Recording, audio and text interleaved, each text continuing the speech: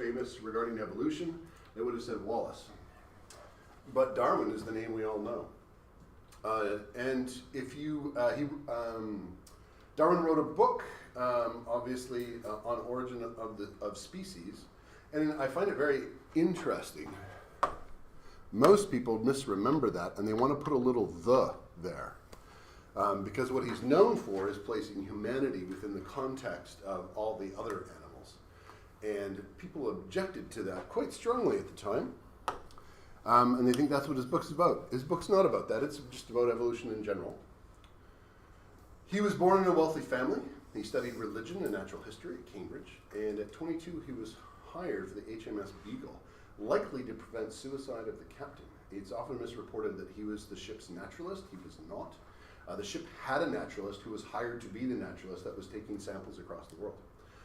He was actually just hired to be a conversational partner. He studied at Cambridge. He was from a wealthy family. He knew how to hold a conversation. And the captain, at that particular time, it was thought that things like mental illness and particularly suicide was almost genetic in what we would think of. Like it ran in a family, and if someone in your family did that, then it was really likely that you would as well. People were very worried about this. So his captain's about to go on a long voyage, and so he's like, I'm now really worried about this. He had a tragedy happen in his family, to his brother, I believe. And so he hired Darwin just to simply be a talking partner. And Darwin was really keen because, like, I've studied natural history. I can go around the world and collect my plants and animals, and it'll be fun. Good show, chap. And so they take off on the HMS Beagle. He wrote a book, The Voyage of the Beagle. It is totally accessible to your reading level and desire. If you have any interest in historical nonfiction, it is a fascinating account of his travels at that time around the world. He does not talk about science in it. It's not about evolution or anything. It's just a travel diary, essentially. But he does talk about, meeting the ranchers of South America and what they were like. And you get a real flavor of how he's thinking in some spots. You can almost hear his brain thinking, like noticing certain things. You go, oh, that's where he came up with this idea. But he never mentions it. You can just tell what he's doing. He's also a terrible collector. He'd be like, oh, this is a crow, and he'd send it off to England. And they're like, oh, this is and then he would send all these plants and animals back to England to be stuffed and cataloged. And the person in England, who's the zoologist, would be like, nope, it's a finch. Nope, it's another finch. He was not very good at recognizing different ones, and that is part of why his famous finches came about, that we'll discuss a little bit later. Because when he went back, the guy was like, all the birds he sent me were finches from the Galapagos Islands. It wasn't all these different types of birds. And he's like, how did all of these different types of birds come from finches? And that sort of started it off.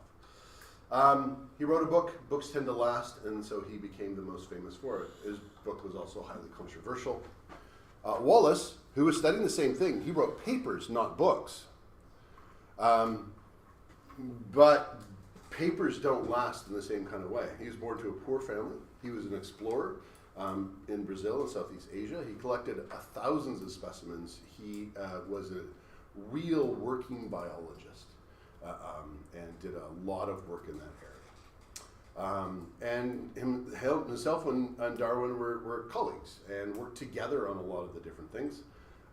When they were working, if you see Wallace mentioned now, it's often about areas he was wrong about in evolution and Darwin was right, which I always find odd because it's not like they were both right in many areas, but the only time we mention him is when he's wrong, which I find odd. A student did tell me that they had heard of earlier scientists in their particular area of the world who did a similar thing. And they promised me that they would tell me who it was and give me some context. And they didn't. So if you know of similar stories, I just have the English one. Sorry.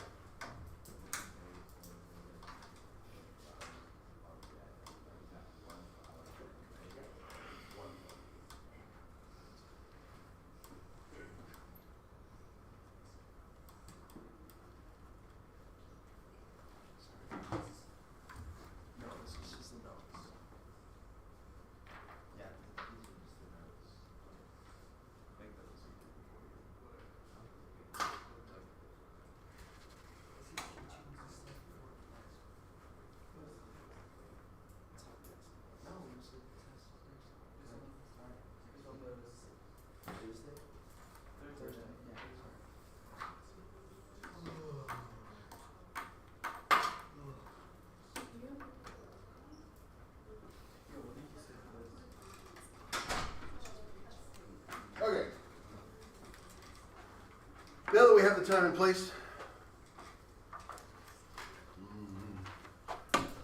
A lot of evolution seems, I think in retrospect in some ways, they're making really obvious observations, particularly when you think about the fact that everybody knew about farming. Like, humanity has been breeding animals and plants for eons, long before we discovered quote-unquote evolution. The biggest thing that came out of it and why it was so controversial is because it seemed, if you applied it to nature, that it implied that humans might have been part of the process, which was very shocking and still is shocking to some.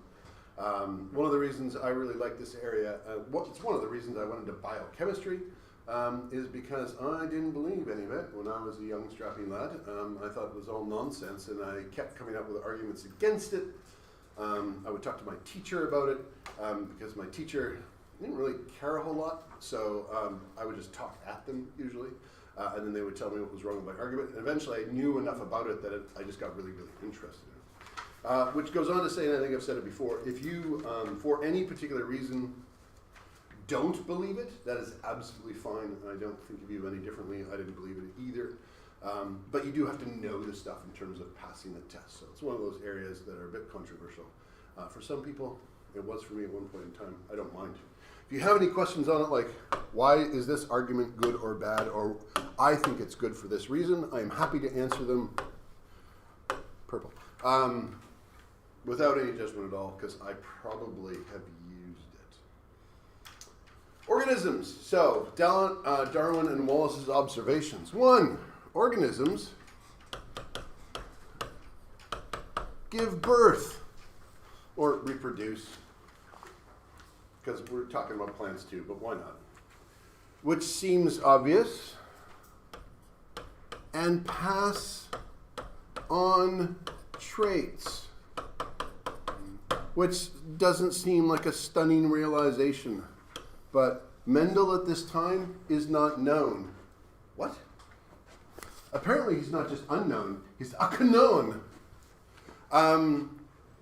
Mendel, I said he did his work and then he put it in a book and then it closed and stayed in the monastery. It's not quite true. Gregor Mendel actually came to the Royal Scientific Community, the Royal Society, and presented his findings much earlier than this. And the Royal Society, they would gather and they would listen to someone present their paper, and they were all like, I don't know what he's talking about. He's talking about peas. Why is he? I don't know. He's a monk. He likes peas. And then everybody forgot about it. So his work was there. It had been presented, but nobody realized it in context. And so the whole passing on of traits is really important for something like evolution. But if evolution isn't a thing, like who cares where your traits come from? And so Mendel eventually is what really sort of underpinned evolution later on. So this had to be an observation of Darwin first. 2, in every population, there is a variation of traits. We are not all clones, and even if you reproduce by cloning, there will still be a variation. What creates new alleles for genes? Mutations. So there are species that reproduce by mutation.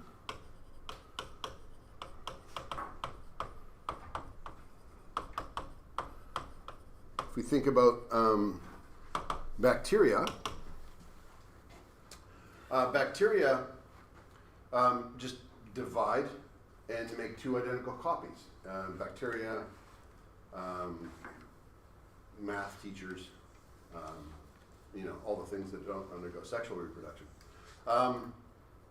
You just get to it, but you need some mechanism for variation.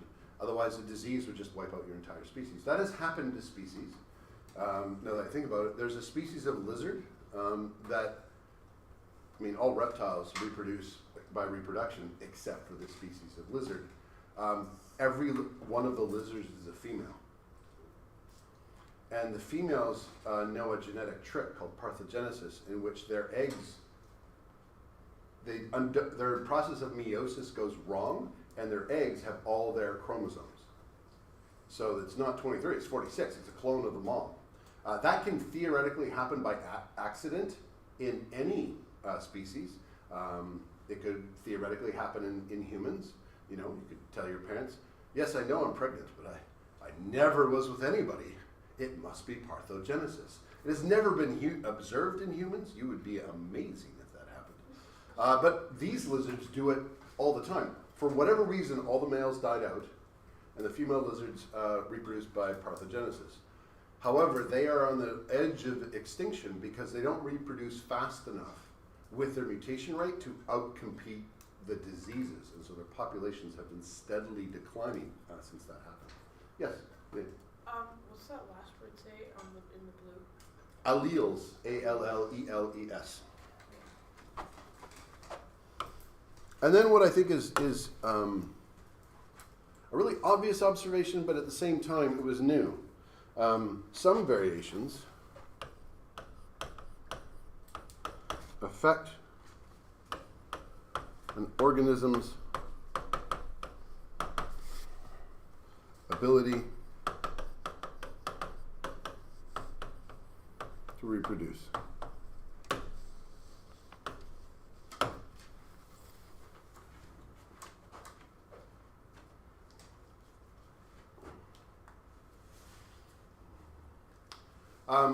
Some variations would have no effect at all. They'd just be random, and they wouldn't do anything. But some will affect your ability to reproduce. A successful variation would then mean that you have more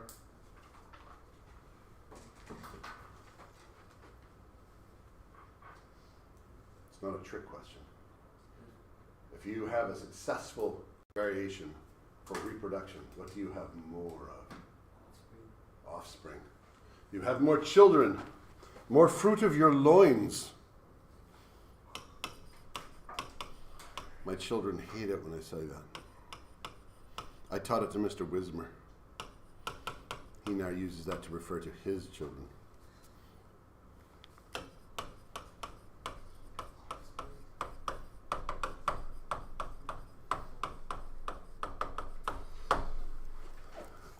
If you have a variation and it increases the amount of children that survive, you have a successful variation from an evolutionary perspective. I'll take the worksheet. And do you want that? You can see it.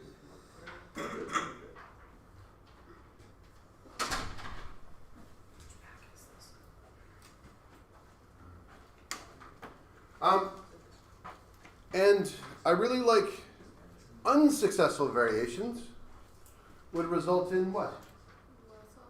Less offspring, or no. Yeah? Yes. Come on up, grab it. This one here, it's got Darwin and a map on the cover. Results in less or no offspring. And I want to take a moment now to say these are not ethical rules. This is an algorithm. There's no thought behind it. And this doesn't mean that things that have more children are good and things that don't have children are bad. There is a thing known as, hold it, is that what Mr. Wismer was talking about? I'll look it up after. Where people will take things from nature and say, well, natural things are good, unnatural things are evil. You get it every time you walk into the grocery store. Walk in the grocery store, they have an advertisement of the food. This food is organic, or it was grown in a field where deer frolicked and played and love was happening. However, from an ethical perspective, from a nutrition perspective, from any perspective dealing in facts, it doesn't affect it in any way whatsoever. And on a moment's thought, that probably seems obvious. There's a lot of natural things, whatever ethical system you use, that we would say is evil. Most ethical things say that if people are severely harmed or hurt or killed, that would be bad.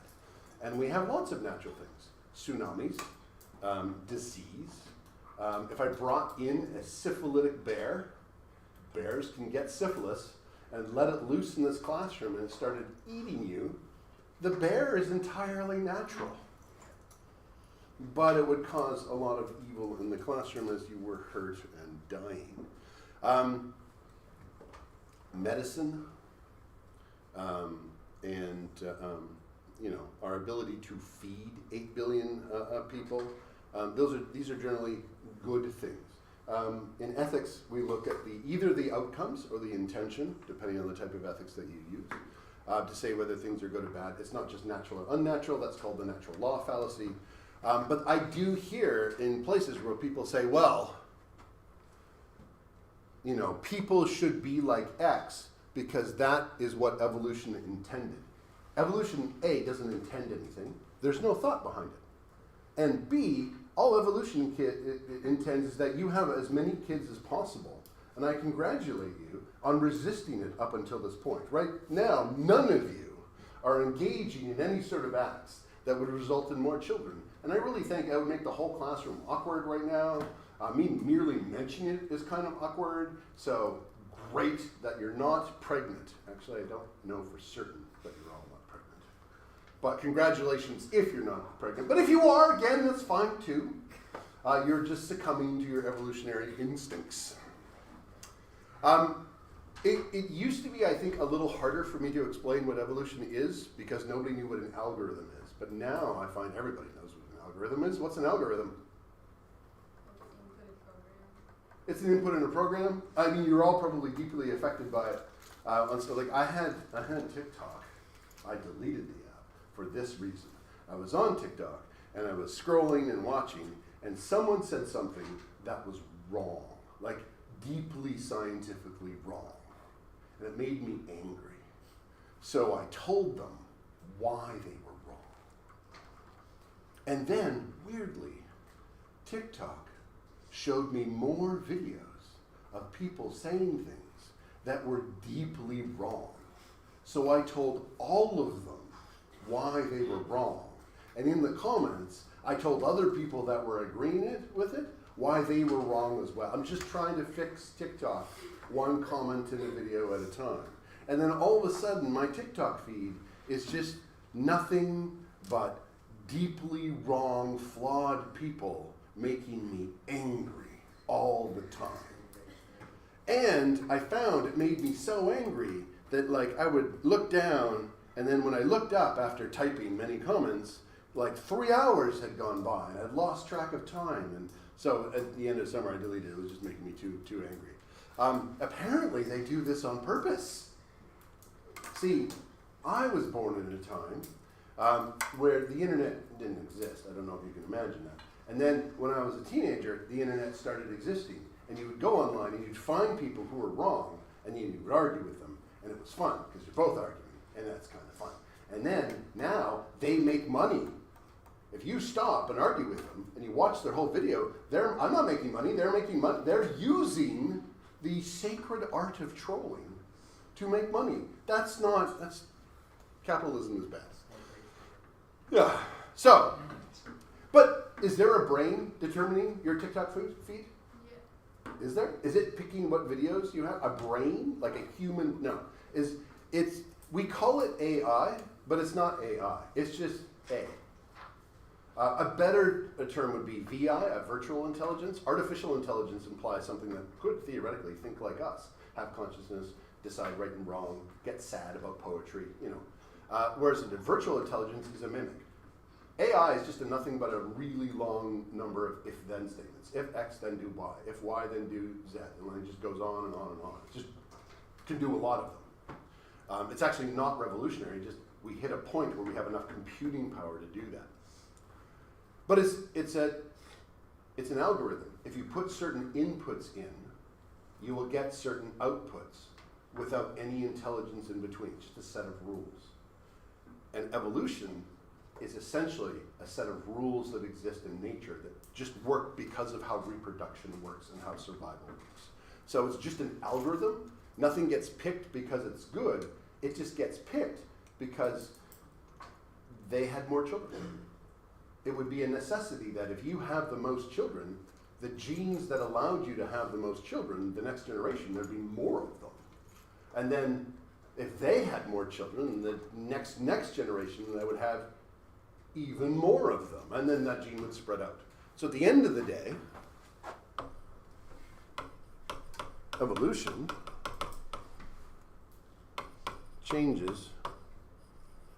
gene frequencies.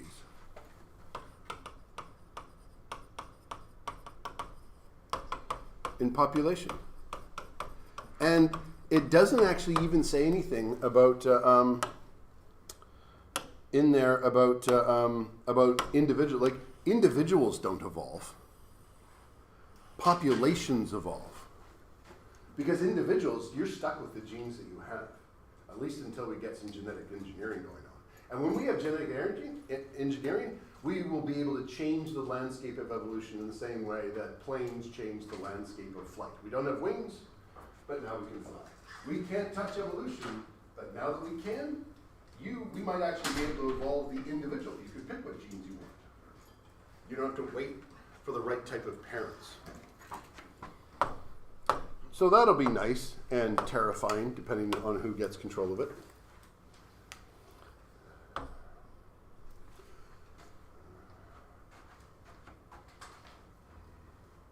Four, successful organisms.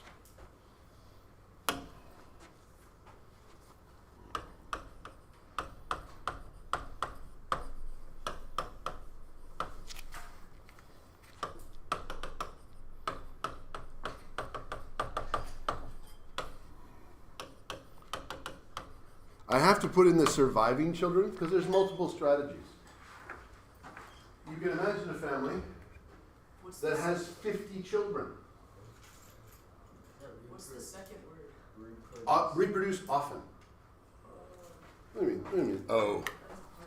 That's not hard to read. Ha! Word up. There's a family that has 50 children. And there's another family that has 3 children. Which one's more successful? 50? You would think 50. But the one that had 50 children didn't have enough resources to help all of them. So they ended up crashing and they all starved to death. And now they have 0 children. They're only successful if they have more than 3 survive. Now, so you can see organisms that just, they grow a ton of offspring. They put almost no parenting effort into them whatsoever. They're relying on numbers. And then you have species that concentrate on, let's grow few children, but we're going to take really good care of them.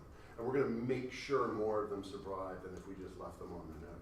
Like human babies are a great example because they are completely useless. A baby is born and it can't even run away from wolves. A newborn foal from a horse can run away from a wolf in a few minutes. No matter how many times we test it by throwing babies into a pit, none of them run away from the wolves. Just a sad experiment.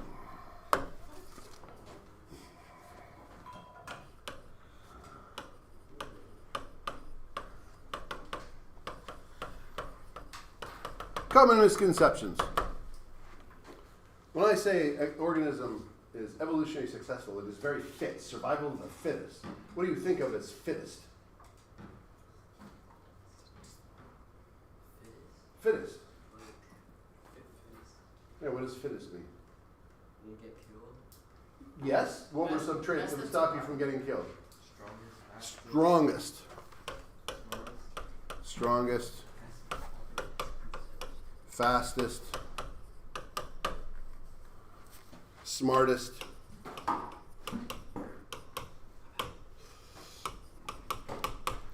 Etc. And all of that is a big no.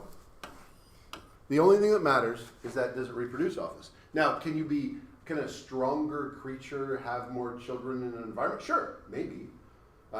Also, maybe not. Maybe I'm going to be the strongest there is. And so they spend all their time at the gym and they really get to know the gym bros. And then they just never meet anybody that wants to have their children. Because when they meet the opposite gender who could have a child, then they're like, yeah, I was lifting. And they're like, you're a little weird. And then they just wander away. They're the strongest, but they actually are the strongest in a way that made them have less children. Nobody wants to reproduce with them. I've mentioned the fish species before, in which male scientists studying them in the 18th century noticed that there was these big male fish. They would fight each other for territory in the ocean, and they would have groups, harems essentially, of female fish that they would reproduce with, and they would control the area and protect those female fish, but also make sure other males didn't come in. And then in the 20th century, when female scientists started also studying them, they're like, you missed a male. There's another male in here. There are the big males, but some of the males get a set of genes that makes them small, and they look almost identical to the female fish. They're a little flashier, actually, and they swim really fast. So when a male is challenged by another big male and they go off to fight in their manly way, this little tiny male comes swimming in unnoticed because it looks like the female fish and just has sex with all of them and then runs away.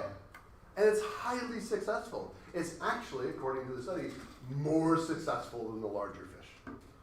It uses speed and camouflage. So there's a lot of different ways to be successful, but at the end of the day, successful is only determined evolutionary-wise, again, not ethics-wise, by how often you reproduce. Strongest doesn't mean anything if something else can be less strong and reproduce more. So we often talk about fittest in terms of like just how they survive the longest. There are cultures in the world. You can do a lot of things now. We know infant mortality rates, average death rate, and lots of stats for different countries. There are countries in which it is directly correlated that the longer people live, less children die of infant mortality. And there's also countries where the longer they live, the more infant mortality. And in the countries in which we find that there's less, we find those are countries in which the grandparents help take care of the children. Having long-lived parents allows you to go to work. The grandparents are part of the community. They're passing on knowledge, taking care of kids. Having them being long-lived is a huge advantage for you, and it's a huge advantage for your genes.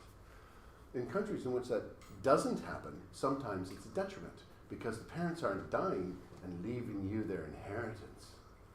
And so you have to work harder for longer. Nobody's watching the kids, and you're poorer for longer. And it's actually harder to have kids in longer aged parents. And so different traits can be different in different environments. Nick? Yeah. What's in your lap? It's a tablet. So big. I'm just ashamed I didn't see this sooner.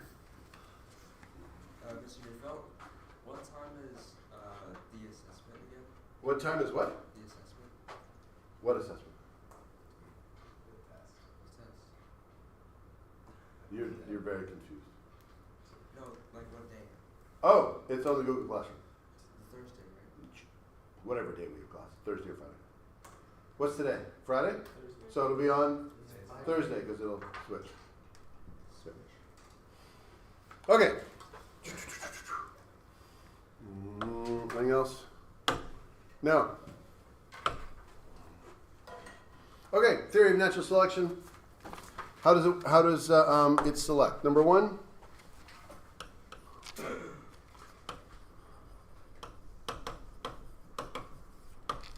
allowing them to live and reproduce. And of course, I've got to say allowing, nobody's choosing.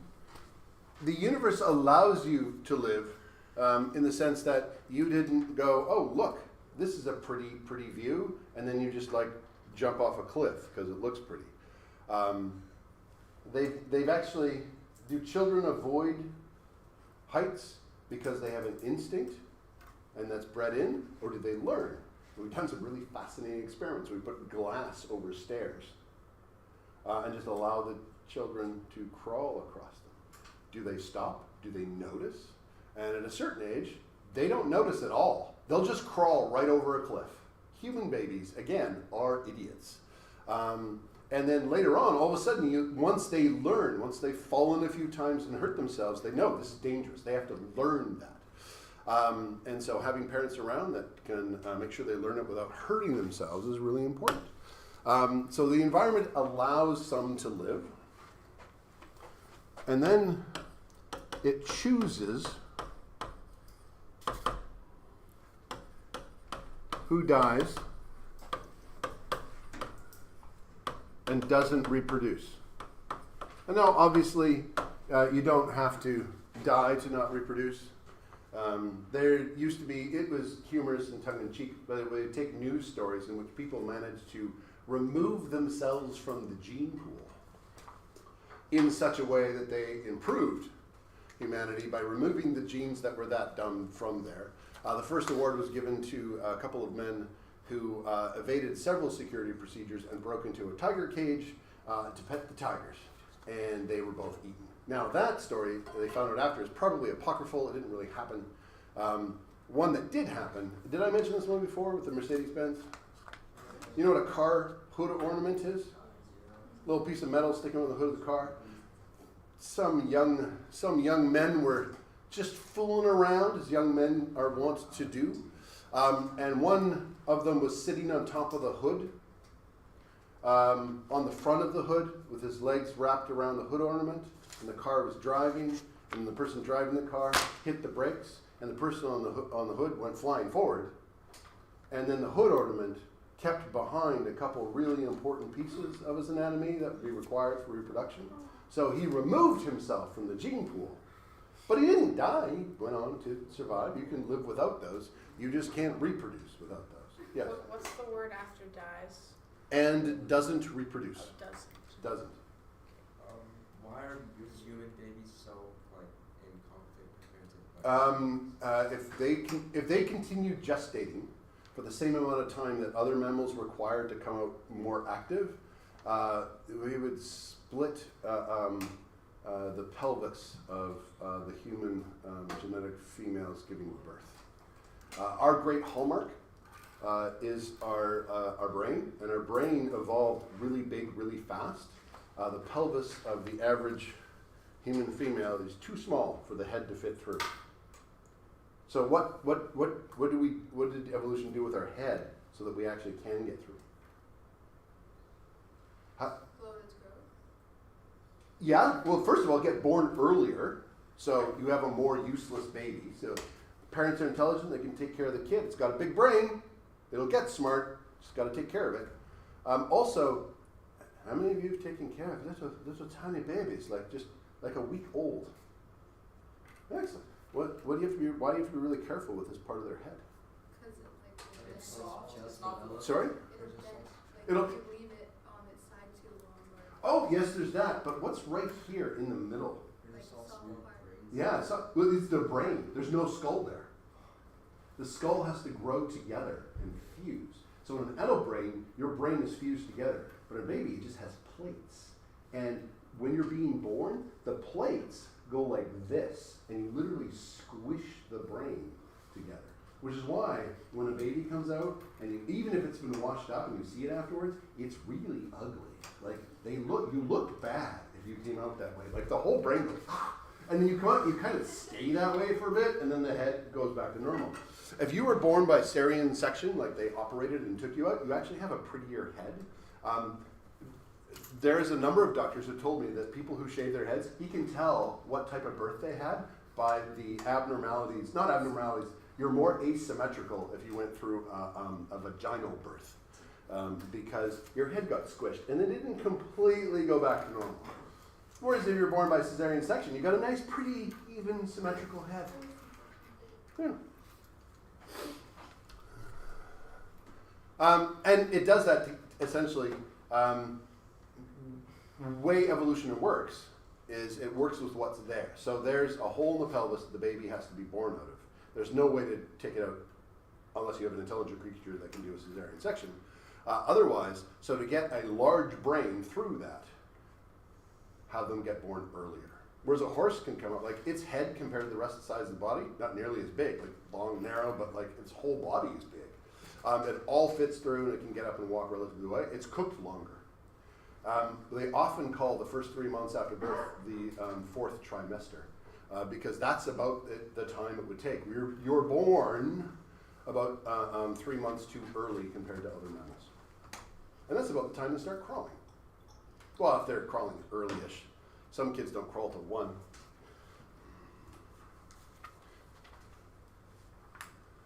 Some don't crawl, just because everybody else picks them up.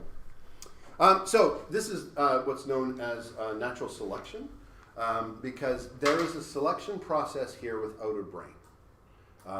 Some are living, some are dying, and they're reproducing at different rates. So those with a successful reproduction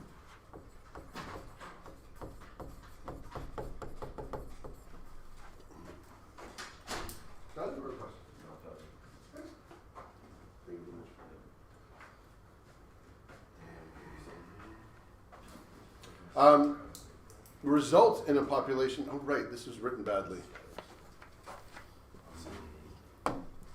With this erased part of a sentence, I'm just going to make it up now. I want the white ink. There we go. Results in a population with more alleles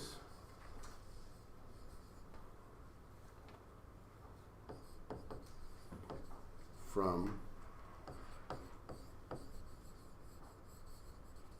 successful maters. Reproducers? I think I just made up a word with maters. That gives the tow truck an entirely different view.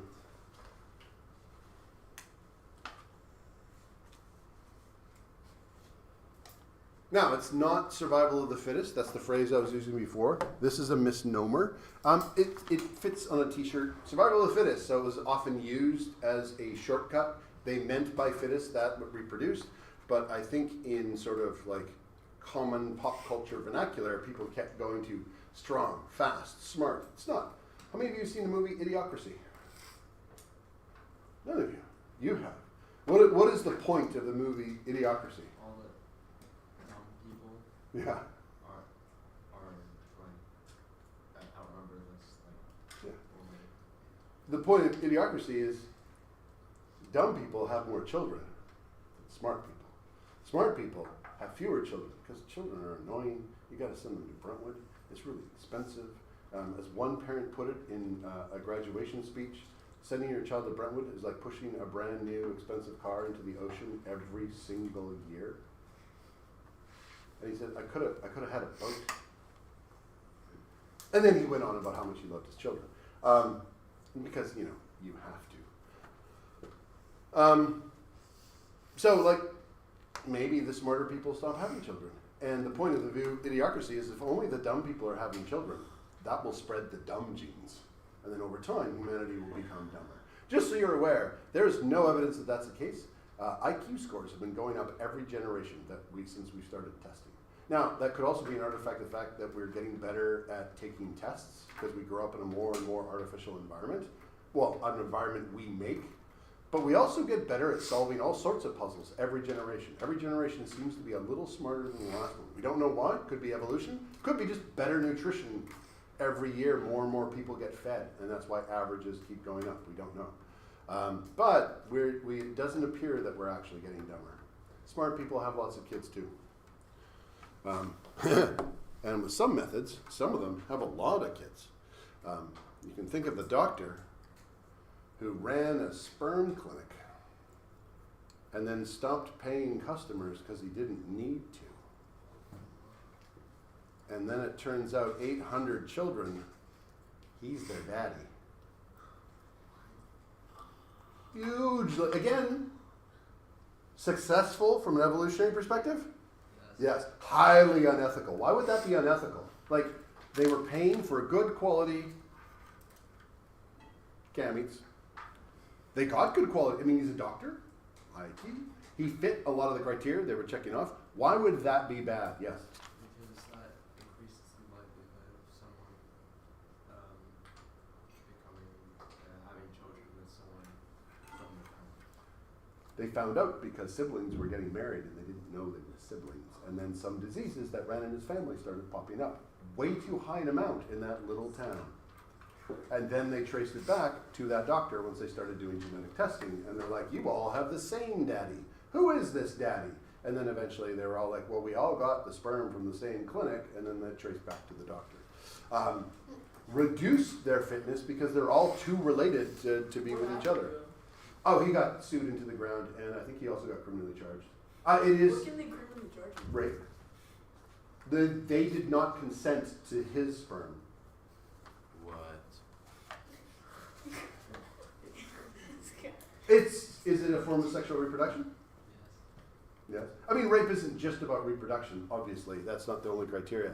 But there is laws in there about, you can't force people into sexual acts by not disclosing.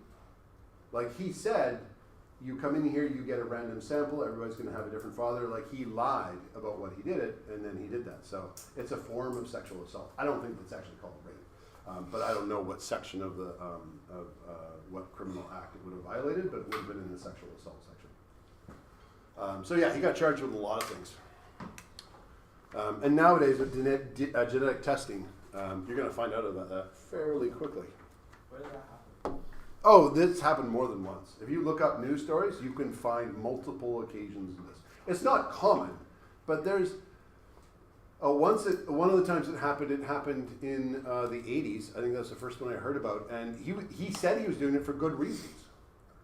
What disease was everybody worried about in the 80s? AIDS. And the doctor knew that he didn't have AIDS, but it was really hard to tell if the people donating had, or they didn't have tests back then. So to ensure safe samples for his patients, he just I'll use my own. It's cheaper. And then he got caught. But he claimed it was actually to help his patients. They were still really upset with him. There is a TikToker who is a product of one of those, and she regularly helps people who find out about that and what you can do. And she is furious. For a lot of the same reasons, is that because of that, she is now, that is part of her life no matter what she does. She is related to this person that she didn't want to be. Also, she is related to a ton of people. She has now many siblings. And she should not have grown up in an environment where there's that many people genetically related to her. And then it has consequences on your life. Like what? You have to go almost get a genetic test every time you meet someone and you want to date them. Because how do you know you're not half-siblings? Just don't have a child with them. It's like 5 now. Well, you've just come up with a solution that may work for you, but some people want children. Oh, you don't have a thing.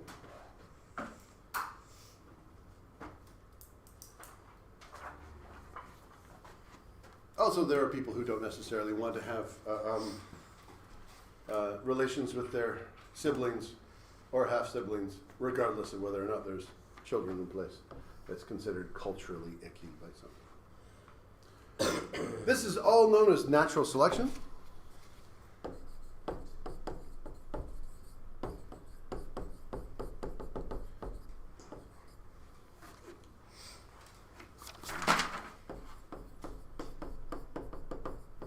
I did find out from one person I know that their mom is their dad's aunt. Wait, what? Yeah, that's what I said when I worked it out. Like, wait, hold it. And then I worked, but not a genetic problem in any way whatsoever. Wait, what's the age genetics? Oh no, the mom is the dad's aunt, but the mom is slightly younger than the dad, and there's not a genetic problem. They are not genetically worried. How does that happen? Is it like Maybe the grandpa has a kid after his Nope. Marriage? Marriage, yeah. One family had sisters that married an uncle and a nephew. So, Is there by marriage, their dad's is the nephew of their mom, but only by marriage. So genetically, that's just two families had two marriages in it. You can get that easily. So that's not a genetic problem in terms of disease or anything. It's just when you work it out, it sounds weird. So I like to repeat it as many times as I can. And then whenever they make fun of me for any way, I always have that in my back pocket. Yeah, but you know, your mom's your dad's aunt. Okay, medium ground finch. Natural selection present. We also have, as I said, I used to not believe. One argument I heard from a person was like, if evolution is true, and we evolved from monkeys, why are there still monkeys? Some of them didn't evolve that much. Yeah, essentially. There's two problems with the statement. If we accept it as true that we evolved from monkeys, things don't have to, the whole species doesn't evolve. Populations evolve. So a population in an area can change, and another population in another area might not change that much or at all. It might be highly successful at what it's doing in that little area, eating bananas and running up trees or whatever the heck it is monkeys do, and then other ones change. There's also a second problem with that. What is it? Did we evolve from monkeys? No, we evolved from a common ancestor. Monkeys and humans share a common ancestor, but we didn't actually evolve. Monkeys are just as evolved as we are. Evolution isn't a ladder. There isn't a pinnacle. We're not at the top. We are one of many species, all of which are equally evolved. The bacteria in your intestines are just as evolved as you are. They're here in 2025 doing very well. In fact, bacteria outnumber humanity by orders of magnitude. They are doing better. So evolution doesn't have a direction. It can go what we would think of as forward or back. Things might get smarter or dumber. We tend to have a bias. We go, well, humans are better because we're smart. Yes, the brain voted for itself. If eagles were voting, they would say you suck because you don't have as good as wings as we do. If you just pick the trait that makes that particular species successful, then you are just being biased towards your own trait.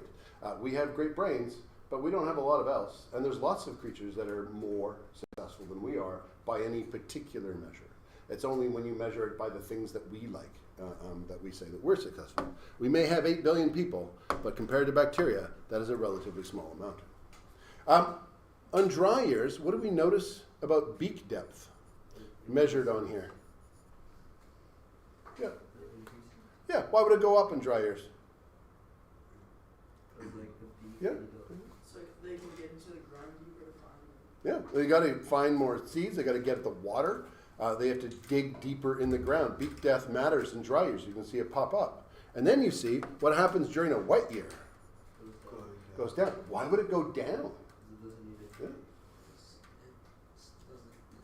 Yeah. Just doesn't need it.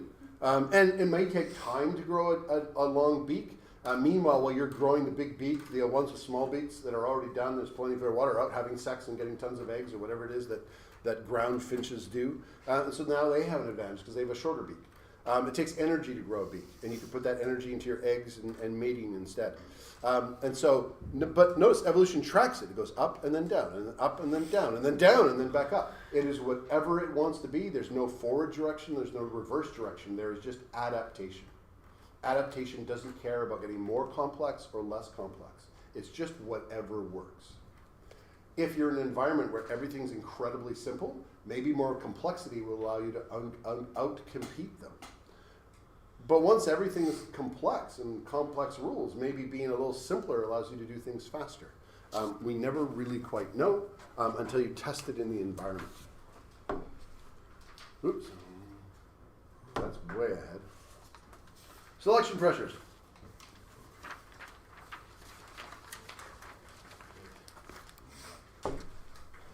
The forces that drive natural selection are called selection pressures.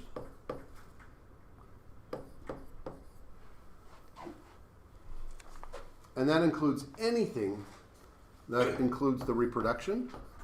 And I'll often just pop in the word survival instead. But when I say survival, I have already made the note that survival means surviving to have children.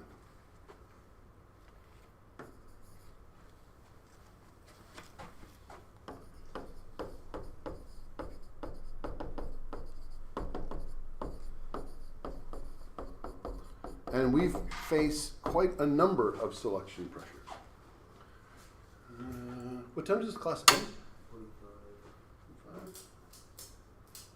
35? No, not 35. 45. 45? 40?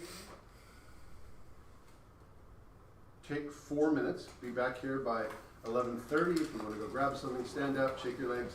I want to show you something. You're not going to come back and do notes right away, but I want you to move a little bit because that was a lot of time.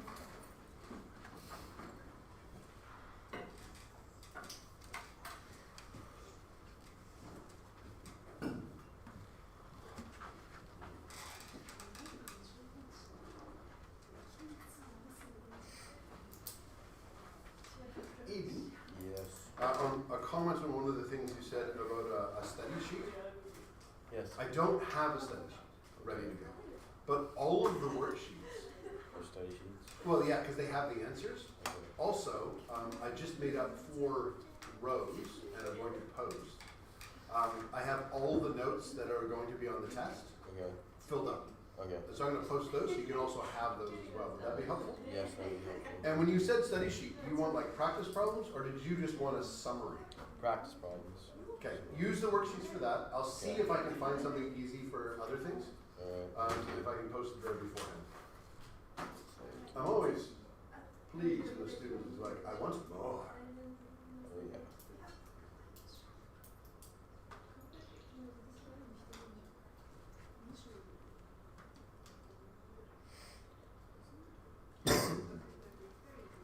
The problem is generating more with answers. Yeah.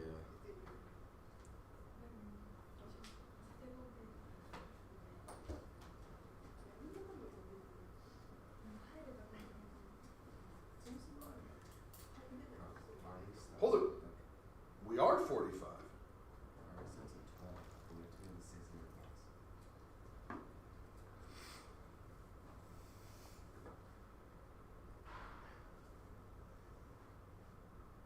Was musical sleeping in today? That's what it was. I thought musical only had one student on Friday. Today is Friday. Problem solved.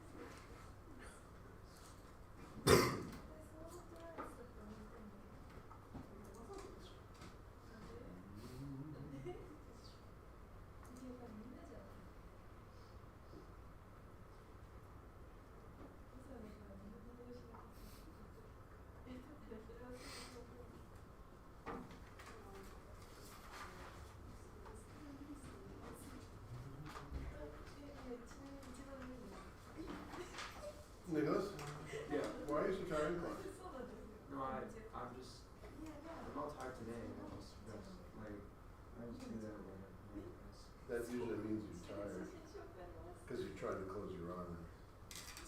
No. And then when you're watching things in class, I wonder, are you up till 3 a.m. watching movies? He's not. My room's right next to him and I hear him. He goes to bed right away. Not, That's a good not one. always. Some grade 11s like bars. Yeah, they did. Oh, did they? They went to my room as well. And what were they doing? I don't even remember. They just said hi to me, and then they were like messing with Kaden.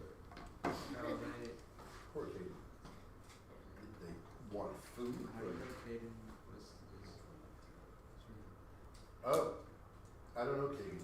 Oh, I thought you said. Eden. Was it Aiden or Katie? It was Caden, not me. Yeah, some water was spilled on my worksheets. Yeah. Oh, that. Yeah, same. And what were the grade 11s doing? They literally just talked. They just come into this chat. They're like, yeah, they didn't do anything. I don't know. They're just. being They're nice. bored and up. Yeah. Yes. Is this nucleotide the one letter? Nucleotide is all 3. Asking about amino Yeah. acids. And the base. And the nitrogenous base is the 1 letter. The base is how you do it in this question. The base is the A, T, C, or G. Or U, it's hard. Yeah, the 3. Yeah, yeah. The Okay, 3 yeah, is yeah, yeah. one base. When you said 3, I thought you meant like sugar phosphate base. So, no, I mean. Yeah, there's 4, A, T, C, and G. And then sometimes U, if it's argon. You can hang on. I was asking you. Oh, yeah? You're asking me if you. The extent of the question.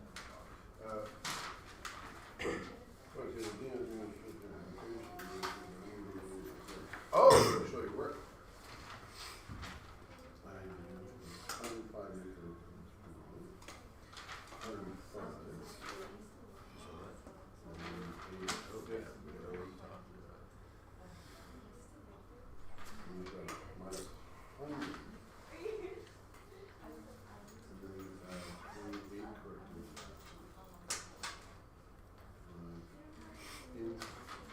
You might be, I don't know, have it memorized, but your math looks good. Yeah. What is the one letter called? The one letter, like the A, T, C, and G, Yeah. that's a nitrogenous base. Yeah, basically. Yeah. Okay, Oh, that's good. that's actually 2 minutes past what I would do.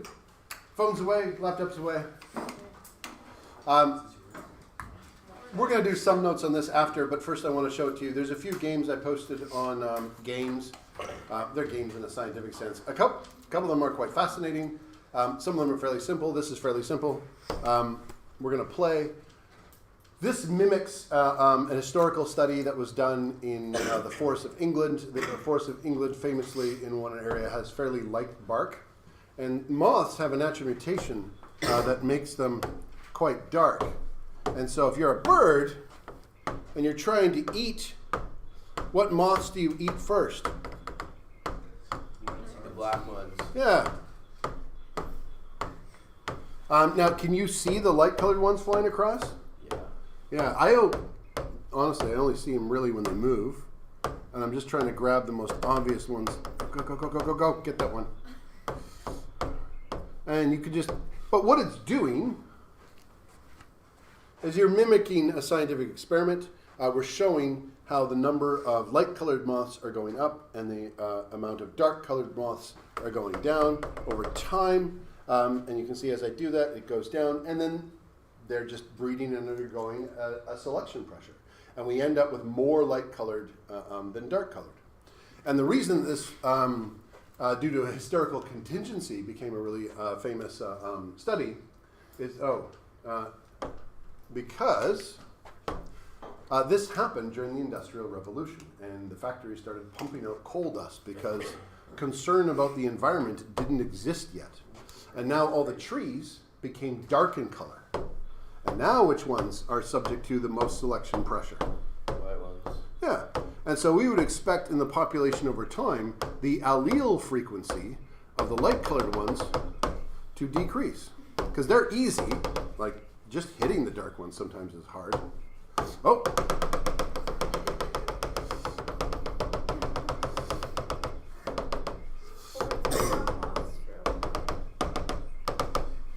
That's a hungry bird.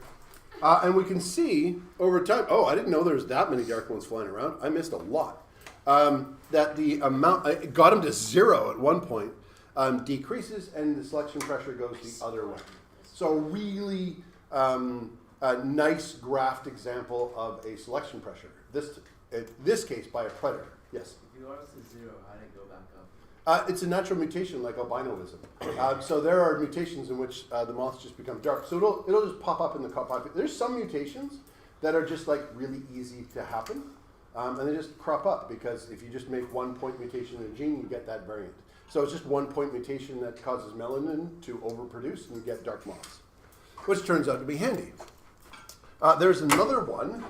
It's a little bit more in depth. There we go. We're going to kill some rabbits. Oh, let's go straight to the lab. Okay. That buddy's going to hop there for a long time. Because right now, no evolution or anything's going to happen. Why? There's no other mate. So what do we need to do? Add a mate. Whoops. So now, just got a mate. It's going to reproduce.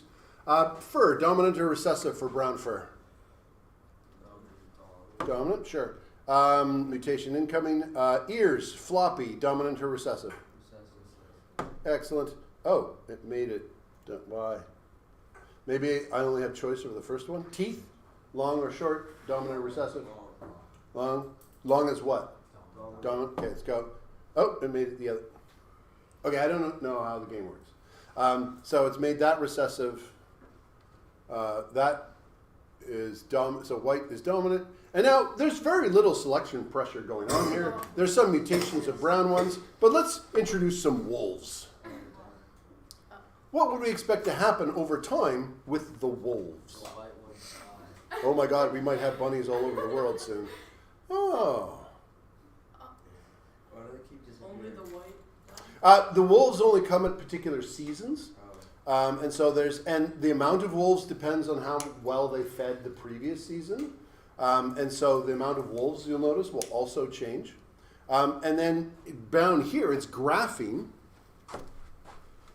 the amount of rabbits, what's happening to the amount of there. Now, we could also say, the food just got really tough. And so it's harder to chew the food. And let's also make the food a little limited. So now there's much less food. Now they're just dying of starvation and wolves. And so now you need to have long teeth. Wolves are coming through to kill someone. Tough food just means that you need the longer teeth. Limited food, I think, just means more of them starve to death every season. There's only a certain amount. And you can see it can change. But now, it becomes winter time. Oh no. Aw. It's cooked. Oh, yeah. Oh.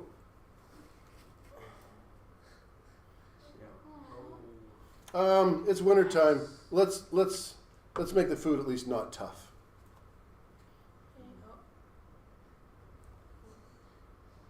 And the selection pressure is now reversed. Someone has modeled all of this. And below here, you can now graph it. So you can see all the allele frequencies.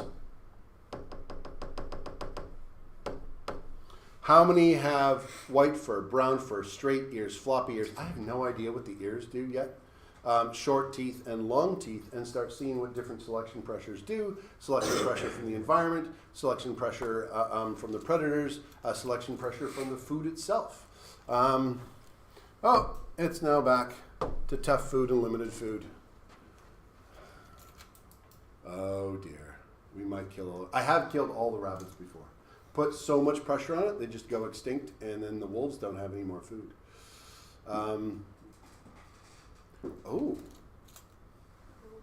White fur is recessive, which means there is no brown fur genes left, which means it needs a mutation to survive.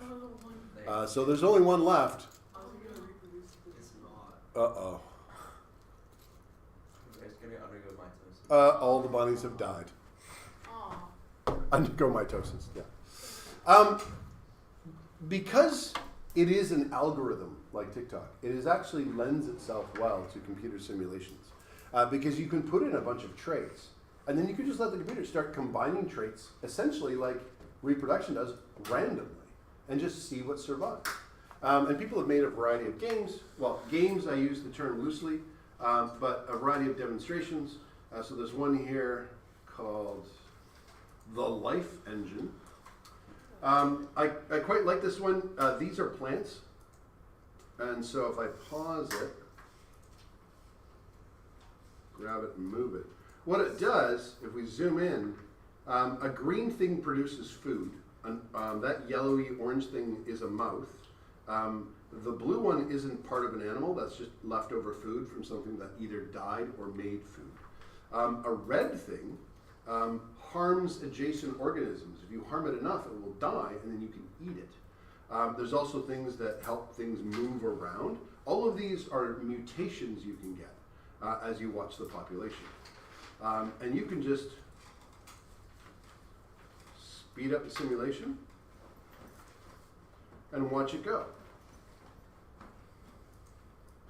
And then all of a sudden, something that moves evolved. And you can see some of them, so the ones that first evolved that could move could gather the food that the plants couldn't gather.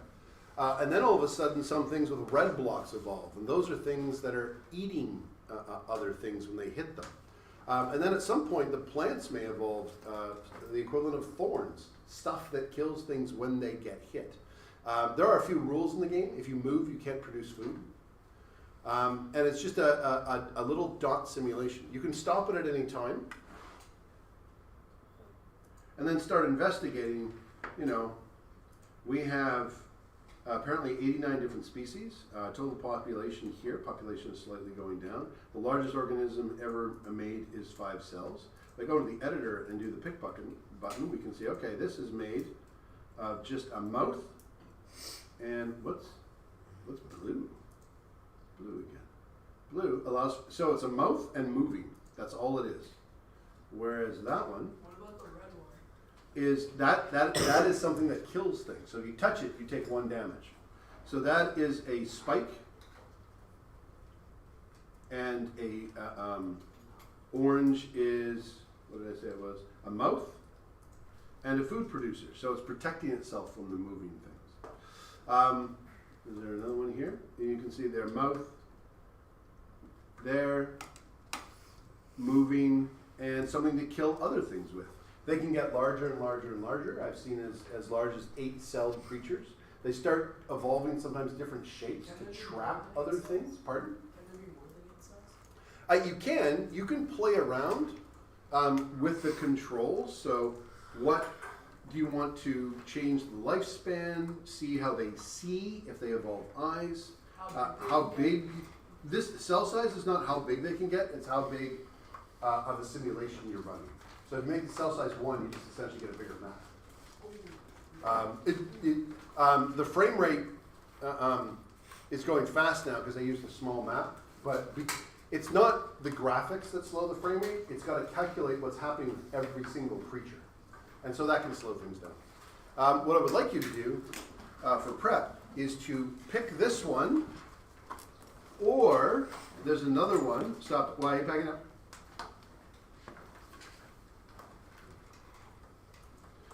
This one looks a little nicer in terms of if you like cute things.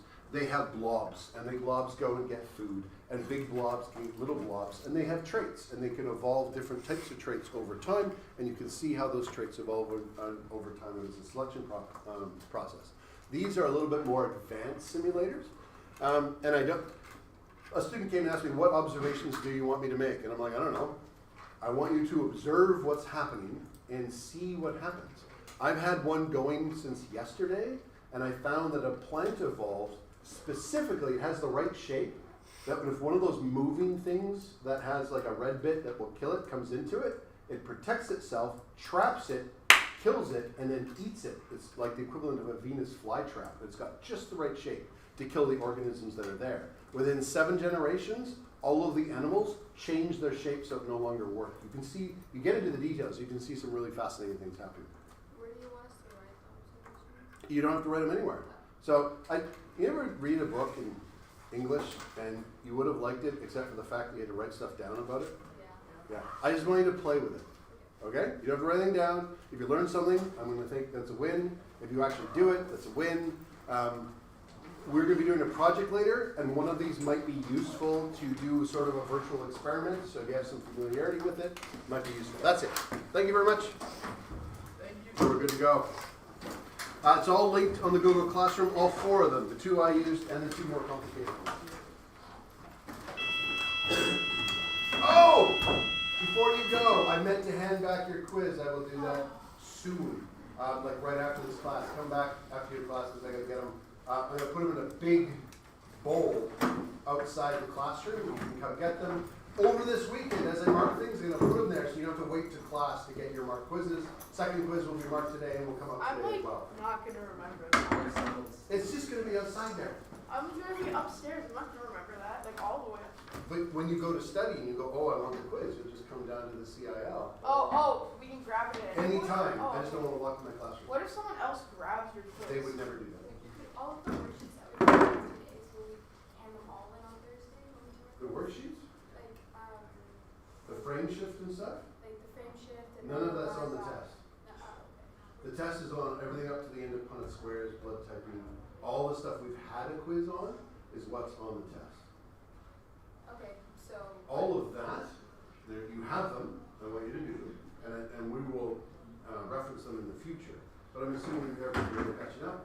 You're also studying for your test. So I'm going to be doing this.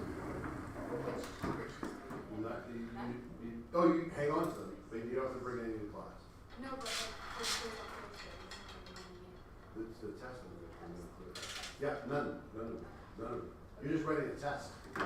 That's unusual in the last few weeks. Yeah. Yes. Hello. Hello. Did you get more juice boxes? I have not. Mostly because I haven't had a trip. When I got those, it was because I had a trip.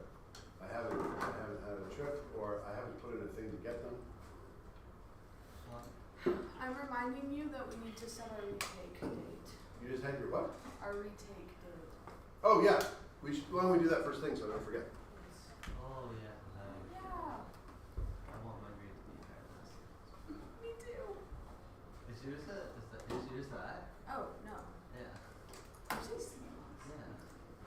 It's not good. It's not good. You're right. How do you have a It's my worst grade right now. It's worse than math. That's my math grade.